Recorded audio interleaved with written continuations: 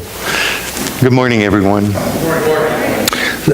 Sometimes we forget that Martin Luther King Jr. was first and foremost a Baptist preacher who drew on the teachings of Jesus and the prophets. And it's a source of great pride for me that we have a holiday to honor not a president and not a soldier, but a preacher. A preacher of nonviolence, who kept dreaming of the kingdom of God made real here and now. Martin Luther King spoke many times on the parable of the Good Samaritan, which begins with a lawyer asking the question, how do I get in?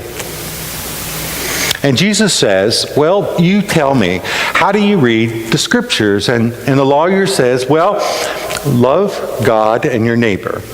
And Jesus says, you got it. Now just go do it. Except that wasn't what the lawyer wanted to hear. See, he was much more interested in debating the issue rather than doing it. And he says to Jesus, it's not quite as simple as you are presenting it, Jesus.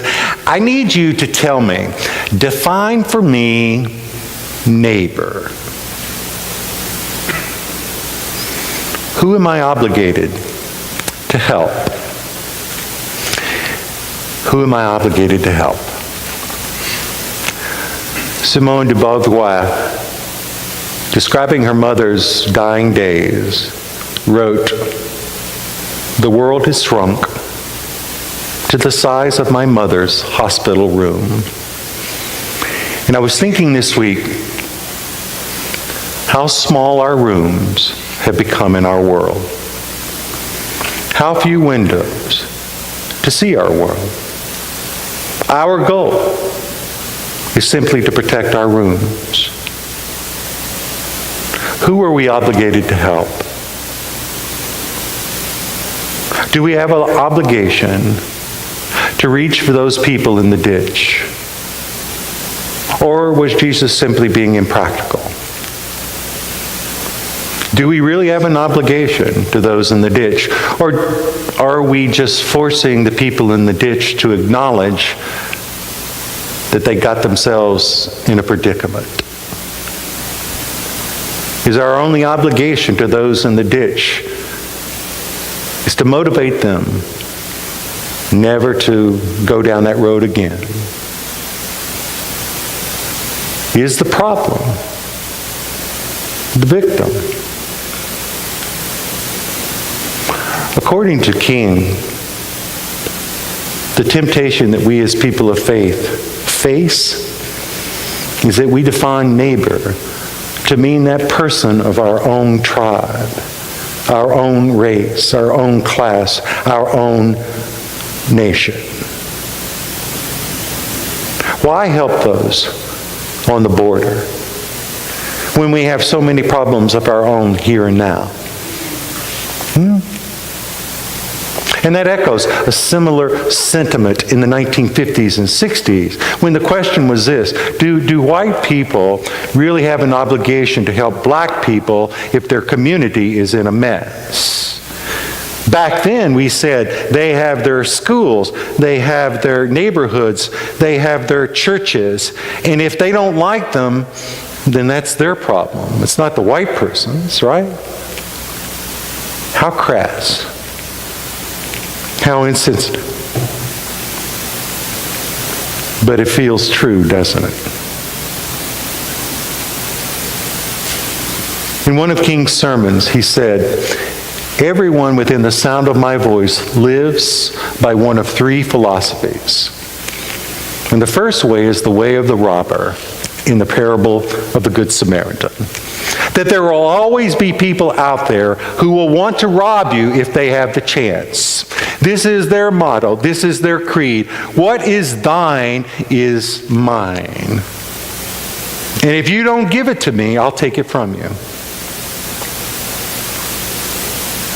You see, the whole history of colonialism is a story of robbery, right? The story of slavery is the most brutal story of robbery. Stealing spouses and children and human lives. Preachers are robbers too, taking advantage at the expense of people who believe in them. They line their pockets. The second way King talks about is the way of the world. In the story of the Good Samaritan, the religious professionals that pass by, they aren't extraordinarily evil. They're just typical of the world. They are focused on their deadlines. They are worried that if they touch this wounded man, they will defile themselves and they won't be able to do their jobs. And King says the issue is not defilement, that the issue is fear.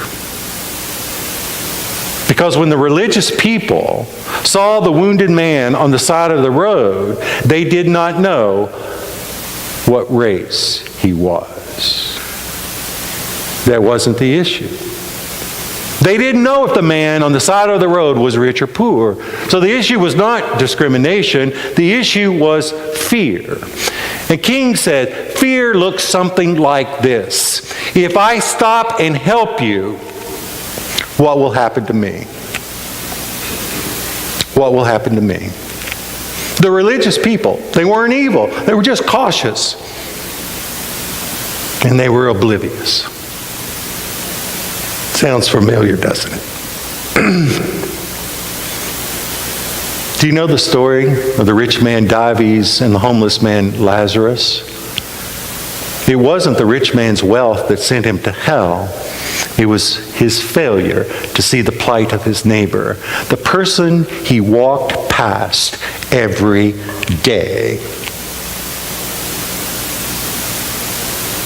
The rich man just saw the world like this. There are some people who are rich, and there are other people who are poor. That's just the way that it is. And the rich man's philosophy was this: what's mine is mine, and what's thine is thine. King ended his sermon with the third way of life. It's the way of the neighbor. That the neighbor in the story of the Good Samaritan is a person of a different race from the wounded traveler. And the Samaritan, he doesn't let stereotypes, he doesn't let fears stop him from drawing close to the victim. He practices what Dr. King calls dangerous altruism. And dangerous altruism is defined like this: if you do stop to help, you will put yourself in danger. The motto of the neighbor is this: what is mine is thine. Whatever I have that you need, it's yours. Because the Samaritan understood that we're all tied together.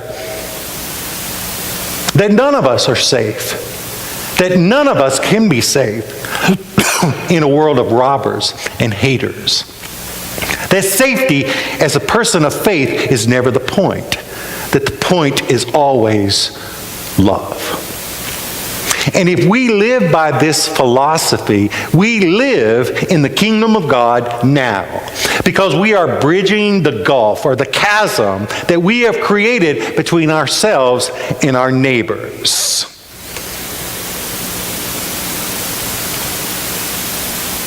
How difficult it is not to see people as black or white, Jew or Gentile, rich or poor, gay or straight, Protestant, Catholic, Muslim.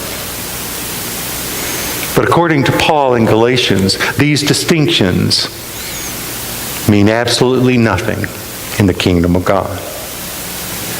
Nothing.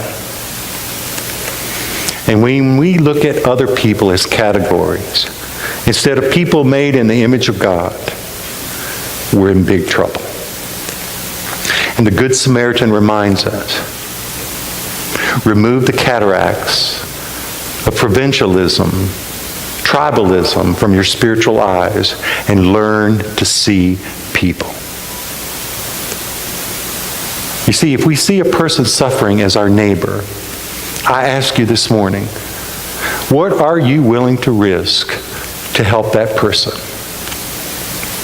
Only dangerous altruism will do. Many of you know the last part of Dr. King's final sermon. I've been to the mountaintop, and I've seen the promised land.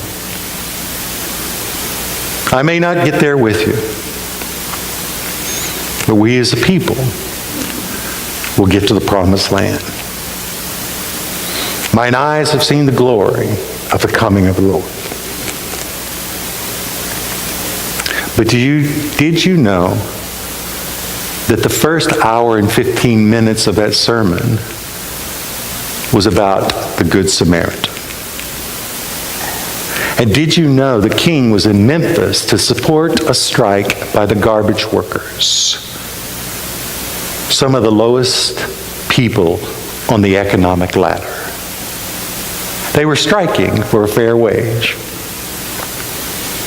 But what sparked the strike was the city of Memphis decided to put a policy in place in which colored garbage men would no longer be allowed to eat their lunch outside their trucks. The white people were tired of them picnicking in their neighborhoods. They didn't want to see black people eating their lunch in their white neighborhoods. So the city directed the garbage workers to eat in their truck. Unfortunately, the garbage men worked in teams of 4, and the truck cab held only 2. So 2 of the workers had to eat their lunch in the back of the truck where the garbage was collected. And on one of those trucks, something shorted, and the compactor went into operation while 2 of the workers were in the back. They were crushed like garbage. That's why so many of the protesters were holding signs. I am a man. Why do you think King went to Memphis? The garbage workers, certainly not as attractive as the little children in Birmingham. Certainly not as attractive as the students on the bridge in Selma.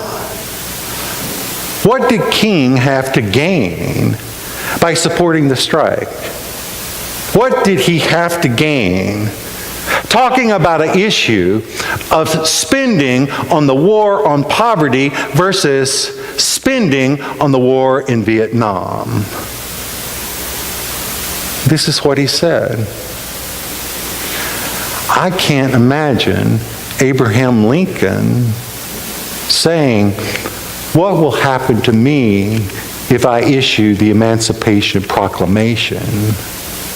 I imagine Lincoln saying, "What will happen to the Union and millions of Negroes if I do nothing?" And in his sermon, he said, the question is not, what about my secure job, my middle class status, my own personal safety? Does that allow you not to make a commitment to the movement of justice? King said the question is always this: what will happen to the cause of justice and the masses of Negroes if I do nothing? King said the ultimate measure of a person It's not in those moments when we feel comfortable and convenient. The measure of a person is when we stand in moments of challenge and controversy. But the true neighbor is the person who will risk position and prestige, even one's own life, for the welfare of others. Their altruism is not limited to safe places. Their altruism extends to those dangerous valleys in which we are called to lift up the beaten and the bruised, our sisters and our brothers. We're to lift them from the ditches without judgment. The night before he was killed, King said, the question is not, if I stop and help, what will happen to me? He said the question is always this: if I don't help, what will happen to them? Folks, if we're going to take seriously Jesus at all, that our love of God is always tied to our love of neighbor, then we can't be selfish with our love. The question for all of us is this: it's not if I help, what will happen to me? The question is, if I don't help, what will happen to them? But I want to add a little addendum to that, because it impacts me spiritually. If I don't help, what will happen to me? What kind of person will I become? Will my heart turn cold and callous? Will I become accustomed to looking the other way? Will I begin to believe my lies of denial that there really is nobody in the ditch, and if there is, it's their own fault? See, if we don't help, what kind of person will we become? Amen. Please remember those